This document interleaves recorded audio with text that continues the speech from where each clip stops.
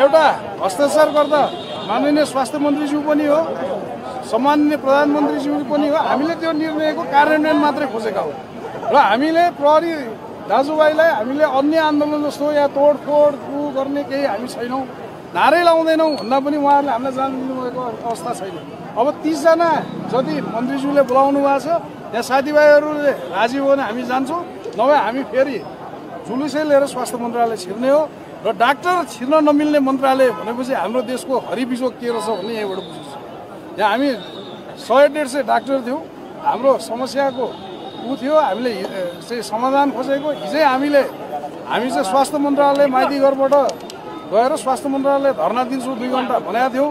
हामीलाई चाहिँ 10 बजे नै सिधै स्वास्थ्य मन्त्रालय जान पनि सकिन्थ्यो होला, तर हामीले के भने यहाँ माइतीघरमा बसेर चाहिँ हामी यहाँबाट हिँड्दै जाने भन्ने तय गरेकोमा अब हामीलाई जान रोक्नलाई यहाँ प्रहरी यत्रो चाहिँ तैनात गरिएको छ।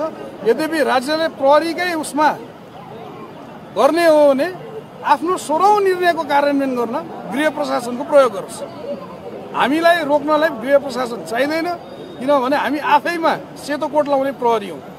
हामी चाहिँ उहाँहरूले त धनको मात्रै सुरक्षा गर्नुहुन्छ होला, जनको मात्रै सुरक्षा गर्नुहुन्छ होला, हामी त तन मन धन सबैको सुरक्षा गर्ने चाहिँ प्रहरी हो।